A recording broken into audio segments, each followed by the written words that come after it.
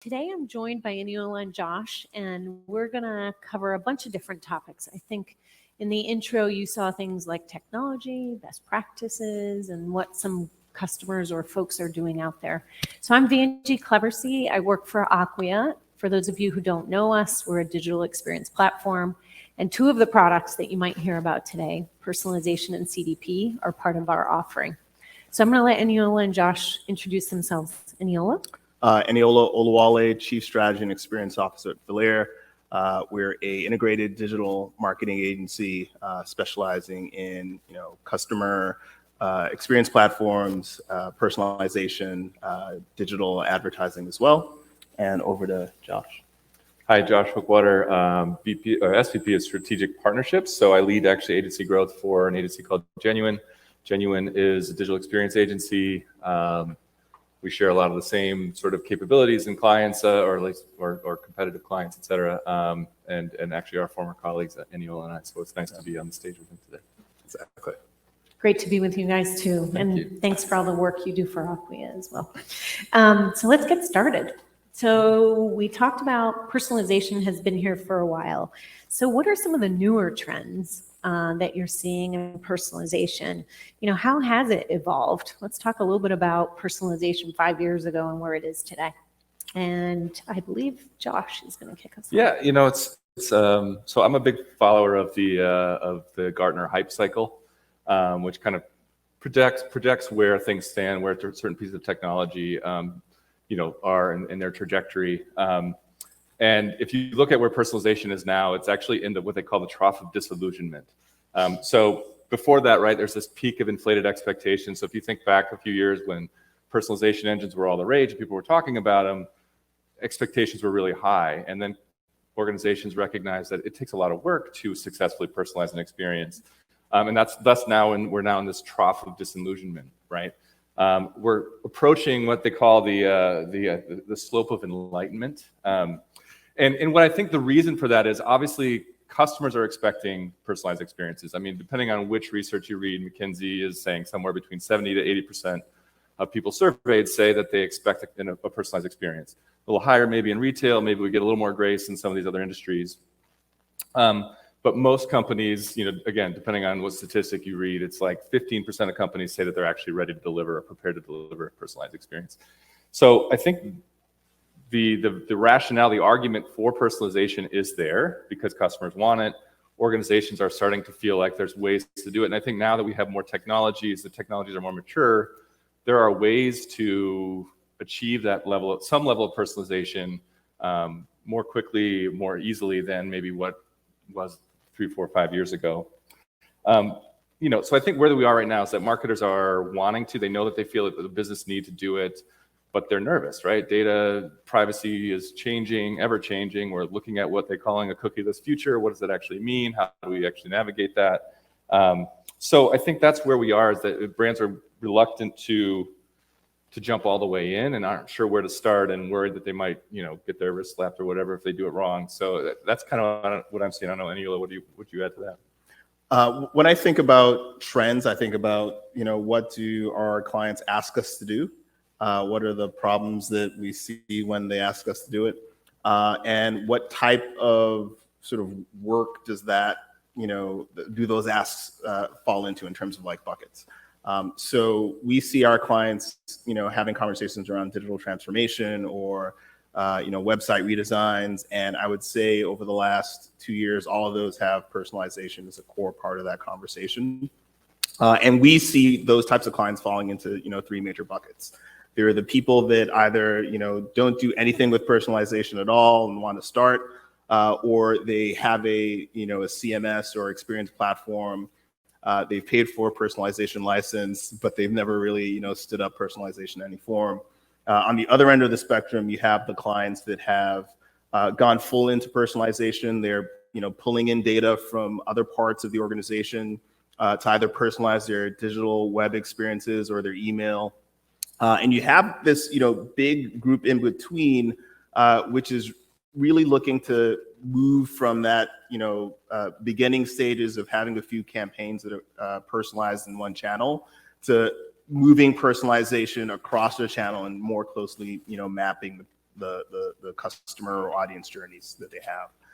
So, for trends, it's just been that huge increase in sort of the need and ask for personalization, the embrace of personalization. The tools from MarTech standpoint have grown in order to support people personalizing those experiences. But I would say the biggest trend is, although people are asking for it, there's still a gap in terms of how, as a marketer, do I really start doing it, and especially start doing it across channels. Yeah, and we as consumers have high demands on what experience we receive, but also as we work with businesses, kind of thinking about personalization. So what are some of the best practices? How do you stand out when everybody's trying to personalize and attract you to their experience? I think what I've seen, and I'll maybe break it up into those buckets, is, for that first bucket, trying to start, I think it's, using that crawl, walk, run methodology of starting small. So, depending on the verticals that you work with, the segments, whether you're B2C or B2B, primarily focusing your audiences, it's looking at what are those simple things that I can start, really identifying my audiences by, or segmenting my audiences by, whether it's location or product interest, or if you're, a little bit more sophisticated or mature and you're using, one-to-one marketing databases to, support and help identify who your audiences are, being able to map facets back to the content that you have on your website. I think it's starting there wherever you can. And then from there, taking a test and learn approach. I think when we engage with clients, there's a sense of it's either too complex or I'm not familiar with the platform I have, that they never really get started. And what we really encourage them to do is to, pick one or two campaigns or one or two key journeys, begin personalization really simply, test and learn, and then optimize from there. So you go from 2, and then you can scale up to X by really starting early and being able to measure.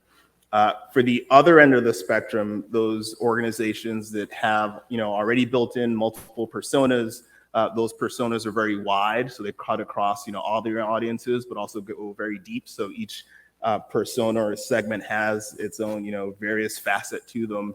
It's really about, how do I personalize across the user journey? How do I continuously build out the profile information I have around that persona across that journey? And then how do I use that information in other systems? So if I'm capturing, we talked about gated content earlier. If I'm capturing information through some piece of gated content, how am I actually using that to power or empower email personalization? So for there, it's really around, how do you collect the data in order to empower that? So it's, either setting up a data warehouse or using a CDP as a platform to really manage that data and centralize it across your organization. So you don't really have silos of information across your organization that really inhibit you from being able to do that. Great. Josh? Yeah, I think I would just touch on a little bit more of that crawl phase, right? And sort of, again, thinking about the disillusionment and where people are with it. When we think about personalization, it does sound very complex and overly orchestrated, but it's really just asking yourself the question, if I knew X about somebody, how would it change my communication to them, right? And so if we think about that mindset as the starting point, then there's 3 steps. There's, first of all, identifying those users and making sure that we're thinking about what data can I collect, what is that going to inform, what's that going to tell me about this person, so that I can start to, take that second step, which is building segments. And when you think about segmentation, it's not about this broad marketing persona like value-driven moms or something like that. That's much too broad to really personalize effectively. So it's about thinking, and I think Aniola kind of touched on that, some really specific facets, right? So we have a client who works in the vaccine manufacturing space, and so rather than they serve everything from the retail pharmacies like CVS and Walgreens, all the way down to some rural mom and pop clinics out in the across the country. So it would be tempting then to just personalize based on sort of the scale of their operations, but they service flu vaccine. They manufacture flu vaccine. Well, flu is seasonal, and the season changes based on geography. So that's another facet of our segment. So now we can think about large retail pharmacy in the Southwest is going to have a different timing, a different sequence of what we're marketing to them than sort of the Northeast, right? Same thing with demographics.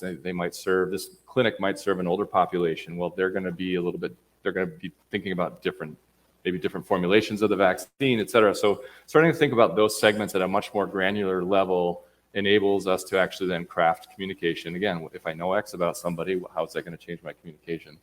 And from there, once you have that sort of figured out, then defining those rules becomes a lot less complex, a lot less intimidating, and something a lot more straightforward, especially now, with the personalization engines now having artificial intelligence, machine learning built in to start to suggest those types of rules, and it becomes a little less, you're not boiling the ocean anymore, you're really being really focused. Awesome. Thank you. Yeah. Yeah, we love that crawl, walk, run. Sometimes we just want to run. That's right. This is true. So let's switch gears a little bit and let's talk about the channels themselves. So how do you choose what channel to personalize in? What are some of the best practices and some of the things you talk to your customers around channels? I think, choosing what channel you personalize in is almost synonymous with choosing what channel you invest in from a marketing standpoint. So it's really a combination of, where your customers are is where you want to market. And then two, which channels are providing the most return on investment for your marketing dollar. So you want to, from a personalization standpoint, go to where the volume is. So, we're in a digital marketing conference. So mostly these are probably going to be starting with your website. And really making sure that you have ideally an end-to-end campaign, or at least an end-to-end funnel, that you have really measurements set up in place that you can start making informed decisions and testing and learning. So from there, you can understand, what your volume is. Like Josh was talking about, going to more detailed segments. When we're really in the crawl phase, it's setting up those simple segments so you can start building and seeing what the size of the populations that you have coming into your channel are. And then from there, you can get more detailed segments and start looking at things like either using behavioral data, so going from the traditional demographic segments of, hey, we have a lot of people, we're talking about EMEA and North America. Those are really broad-based segments. When we start looking at, website behavior and also, product distribution for those populations, then we start getting really detailed segments defined, and laying upon that, website behavior in terms of what are the content they're consuming, and building out a much more robust dynamic profile. But because we have the measurement in place within that channel, we're then able to say, hey, does it make more sense to start generating more content for this channel? Does it make more sense to start doing either more tests to understand the quality of the leads that we're getting, and either using that to increase the qual scores that we have, sending to sales? Those are the sort of things where if you have the measurement in place, you're then able to now say, hey, the return on investment, we can, we talked about measurement earlier, we can now say like, hey, we're getting a good enough signal here that it's worthwhile, providing more investment into this channel. The other channels, those are, again, more of a test and learn. You're not going to get as clear an attribution for some channels as opposed to email or web. So mostly if we're looking at social, it's not going to be as clear as, hey, I put on a post, there's a code at the end of the post, and I saw people coming in. It's really hard to sort of customize that because a lot of that is inbound. But I still say you could do a test and learn approach in that, in terms of having various pieces of content that are mapped to the personas or the segments that you've created from your personalization strategies.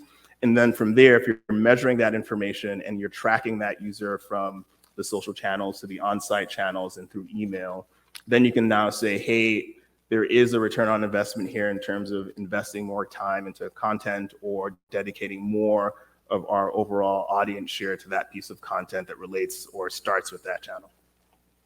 Josh, anything to add? Yeah, I mean, I think, going back to what I said earlier about identifying users, I think that is, and Anila has really talked about that too, in terms of just that really should inform where to start, right? I think there's this, we've got different if you think about our own behaviors, we've probably got profiles on all sorts of different digital platforms, different digital channels, that really do, when merged together, tell a pretty complete story of who I am and where I hang out and my behaviors.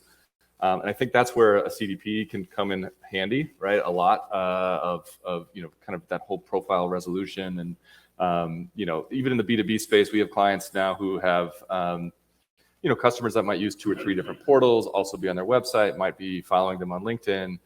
And, when we can make those profiles sort of unified, we have a much better sense of where those people are spending their time from a digital perspective.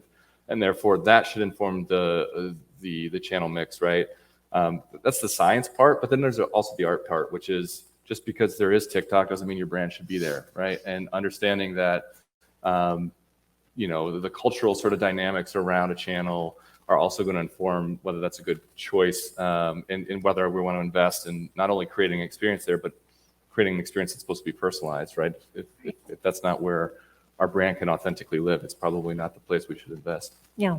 I was going to ask you how you handle that. How do you handle the latest, hottest channel and someone saying, we must be on TikTok? That's an example. But how do you handle that? How do you help customers? Sounds like data, ROI, any other suggestions? The challenge that most of the people in this room probably have is you have fixed team sizes. So even if there is a lot of volume on a channel, you have to manage the amount of content and attention you pay to that channel based on the size of your team. In most cases, what we recommend to clients at a minimum is, the syndication approach. And you kind of hate doing the syndication approach because at some level it's like, well, I'm not really, customizing it to my audience. Instinctually or intellectually that you should tailor that message, even if it's syndicated, for that challenge, for that audience. But the reality that we're faced with when we're working with clients is like, we just don't have the people to support that. So I think it's really starting and focusing on, where are you going to get the biggest bang for your buck? For me, that's where your audiences are. And then using measurement of those channels, being able to see what's giving you the highest return, either however your organization's measuring it. So whether it's qualified leads, whether it's, visits to the website, if your organization's less around the earlier starts of, maturity for, using data. But it's really, focusing on where you're going to get the best return on investment for your time, and then going from there. Financially. Josh, anything to add there? He's covered it, yeah. So we're going to switch gears a little bit to data. Almost everything you've described, both of you have described, has data at the core. So there's data, how to think about data and how to leverage data, but then there's also privacy. So a little talk on security, privacy, data. I know, Eniola, you have some thoughts about this. Yeah, so personalization has been, on people's minds and mouths for, quite some time. And, probably everyone also has had to do with GDPR over the last, 2 years. And I think the intersection of those two is, from, the EU, there's going to be, or there already is, that pressure around how do we maintain the privacy of our audience's data. At the same time, how do we use that data to better sort of map who's visiting our digital channels to actually people either in our CRM or create a profile so that person can go in our CRM systems. So I think the challenge that we're all facing and are going to be facing is we're moving already away from third-party data sources being available for us to help build out our customer profiles. Mm-hmm. And I think it's only a point of, a point in time or waiting for that point in time where e-privacy laws are already happening in the EU are going to be impacting how we're able to personalize. So already having to explicitly sort of ask for permission in order to use data or even capture the data that we're getting from anonymous users. I think that's only going to increase where we're going to have to explicitly, ask for permission to use that data. So when, the previous panel was talking about that trade-off of, giving you something and getting something in return, although there's a desire of not having to do that, of being able to sort of give people something and, them feeling the goodwill of that, I think the laws are actually just going to force us to be that explicit. Mm-hmm. And have audiences either opt in, but ideally what we're doing at the same time is giving them something of, primary value for them to want to engage with us. Because I think the reality is that, the writing's on the wall. Google has moved away from deeper demographics and deeper segmentation to more broader topics because of privacy laws. That only means that we're only going to be able to understand and better track our audiences. We're going to be less able to better understand and track our audiences without them explicitly giving the permission for us to do so. Yeah. And suddenly you become a data company. Yes. Josh. I think he's covered it, right? I think we're already seeing it with CCPA. It's already starting to trickle more and more into the US. And I think when we are with our clients, we just sort of make those expectations clear from the beginning that we're going to have, most big companies that we work with are already making us go through a whole litany of tests and security pieces just to make sure that the data is secure. So I don't think to Aniela's point, I don't think the emphasis is going to go away. I think it's going to be about how do we find creative ways to collect that first party data in ways that feel a little less sort of invasive and clunky. I think I was on a forum the other day, and I think there was 3 or 4 pages of like next and it wasn't worth it, right? And I think that's where we have to be again, and this kind of goes back, I think, to our last sort of discussion around predictions for the future, is just how do we marry that transparency and that real clarity around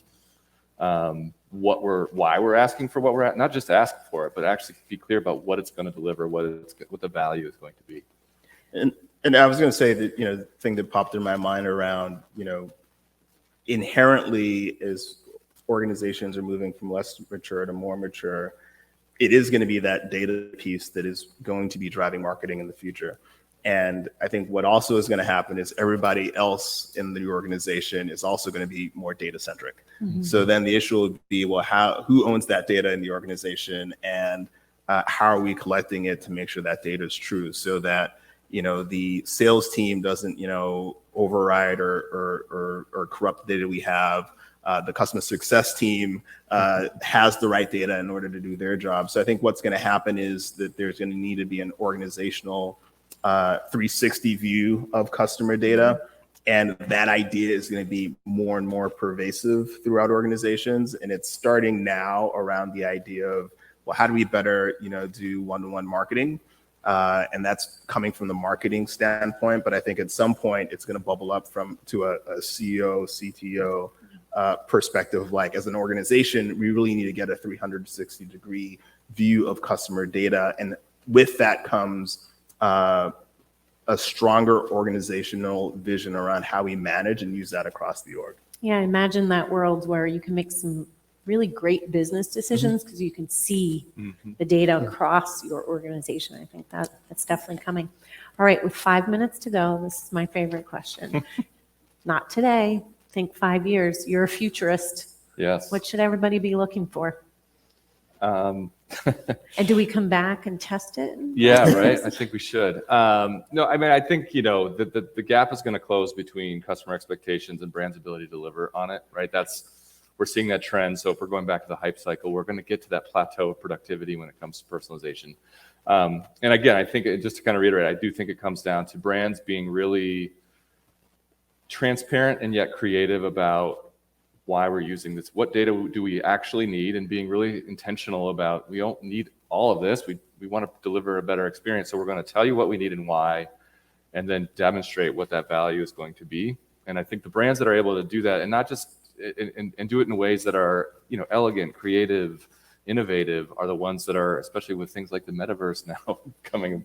That's a whole another topic for another day. But being able to effectively do that on multiple channels and giving people confidence that the data I'm giving you is giving me enough in return. And I think the brands that are able to do that are the ones that are going to be able to sort of win in the next phase of this technology.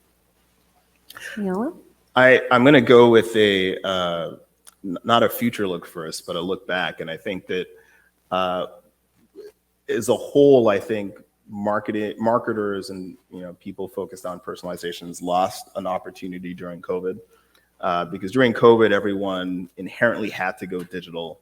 And I think that was a really good opportunity to really communicate the value of, if we're able to understand a little bit more about you, then we can make your digital experiences that much better. Like the example of the form that you have to refill every single time is still an issue, and it shouldn't be an issue at this point after Still going an through issue. COVID. It's been an issue for a long time. but we had the chance and we didn't seize it. But I think what's going to happen in the future is similar to what I was saying earlier, where data is going to shift from business intelligence, which I think is, very well understood now, of like, oh, we need to have intelligence around how the business is performing. We need to have intelligence around our audiences and our customers. It's already there, but I think it'll be that much more important. And then we're also going to have issues around privacy, I think, coming to a head. And I think it's going to be spurred by, much larger players like Google and their advertising platforms that will then sort of trickle down to marketers like ourselves in terms of the laws and the governance around how we capture data will be more explicit. And then also how we use and store data will be more explicit as well, which I think in turn will mean that we have to be more explicit. So I'm pivoting from the previous session in terms of how we ask for permission and how we manage permission, because I don't think that people are still going to be concerned with how we use their data. I think people understand that, in order for personalized experiences to happen on their behalf, they need to give that data up. I think the key will be, why should I, from a consumer perspective, give up that information if what you're providing me doesn't feel valuable enough, that I don't feel like I got a return? And I think that'll be sort of the challenging thing for organizations to think of, is how do we really prove that value up front? And build that trust. Yes. It's really going to. Well, great. Well, thank you, both of you. Thank you. We do have a little time if anybody has any questions. We have about a minute before the next session starts. Any questions? Talking the orange box. We do have the orange box if anybody has a question. Okay. So I think it was hinted at a little bit around technology and how it's difficult to figure out where to start. And I love the whole, just start small, start with the most important journeys and so forth. But assuming we do that now, which we plan to, so we're getting a little feedback. How can I find the right tools or partners to help flesh out something more robust? And I'm just thinking about challenges around if somebody types in something in Google search and I want them to get a certain Facebook ad after that, I don't know what software can tie this all together. Just any thoughts on that? I think working, there's some central piece of technology that you have in there, whether it's your CMS experience platform, your CRM platform. I would work with your platform partner as a starting point, because most likely there are other people like you that are using that central piece of MarTech that they've worked with before. They have a relationship, they can guide you. Usually it's more than one. So it's not like, hey, go to X company. It's like, well, here are the 3 that we've worked with in the past. And they can probably set up an intro call with your organization where they can give you a capabilities presentation. And then if you give them a use case, such as, hey, I'd like to do X, Y, Z, they can actually walk you through how they'd actually do that at a high level. And then you can go from there through a due diligence process. And your company looks like it might do that, right? Yes. My company definitely does that, but I don't want to, I want to And humble. so does Josh. So does Josh's. Okay. And then That's some we great can host it on the Acquia platform. Yes. There you go. Oh. You got us all. We got you covered. There you go. Deal. All right. Thank Well, you. thank you, everyone. Thanks, I everyone. appreciate I think there's your just time. one last quick question. Oh, sure. I have a question around, I work with food brands. We're on Instagram and Facebook, and the ever-changing algorithm is a lot of fun. However, I think the biggest struggle right now is you get all this great content, and then it's no longer seen unless you pay. I feel that. So what is your recommendation around even with the privacy changes? It's is it worth investing still in these platforms? I mean, I know that's where a lot of your obviously consumers are, but I definitely struggle between like having this great content, nobody's seeing it. Do I boost it, or do I run these, Facebook manager campaigns? Like, I know that's a whole long strategy conversation. Maybe we could talk later, but yeah, do you still see it's worth investing in these platforms as the privacy changes? I mean, yes, I think there's still that's where people are. I think, I think it starts with making sure you're measuring absolutely every aspect of it and thinking about things like A/B testing to figure out which pieces, which content is actually, even subtle changes in ads, et cetera, are actually working. And then only boosting those, right? And paying for more eyeballs. I mean, it's always going to be, I don't see it changing to be from pay to play. I think we try to encourage our clients to bolster that with a lot of organic and making sure that, that you're building that momentum, not just through paying for the impressions, because they may not always be the most valuable impressions necessarily. But yeah, I mean, I think you still have to play there, right? I don't know if that's changing. I don't know what you have. I think if we're maybe just talking about reach, I think paying makes total sense. I think the key thing though is, are you getting what you pay for? So I think that's where the measurement part comes in. Some cases it's hard to do attribution, sort of at last touch with social to see if, hey, did social really drive that? Which is why I think being able to have a really good platform that can sort of track from your social channels or other channels through your core channel, which I'm assuming is your website, or if you're on the consumer side, there might be sort of some direct to store there as well. So attribution gets really, really hard. But I think being able to sort of measure and track is the key there. So there's nothing wrong with paying as long as you're able to have the places in place, or even sort of a rough connection between the amount of views you're getting on a post or amount of engagement you're getting on a post to how many people are coming to your website or coming to a store within a specific area, if that makes sense. You're welcome. Yep. Do we have time for one more? If it's quick. So when I think of personalization, I see that being used mostly for promotions and advertising, like talking to that person at the right time with the right info. What else can we use personalization for beyond promotions? Yeah. So we see it a lot with, in sort of the portal space with, did you also know that these are other tasks that you could complete in a portal, for example? So, how can we solve customer service tasks by knowing the types of requests that you're going to have, so that we reduce burden on customer service reps, things like that. So I think increasingly there are going to be, we can sort of expand the definition of offering to like a special promotion to, again, where can I add value and sort of reduce friction for my end user? And I think increasingly you'll see more customer service type applications for personalization, because we know the types of things, we know the things that you own, and therefore we know the products, the parts you might need, things like that, versus 20% off because we want you to come back. Kind of thing. Really quick example, we have an insurance client where we set up a segment for a transactional user. So this is a user that comes in, gets uses a tool on the website. The challenge there is that they're not really understanding any of our branded or mission-driven content to have them do a crosswalk from a transactional to a type of client or customer that's a step up in the ladder.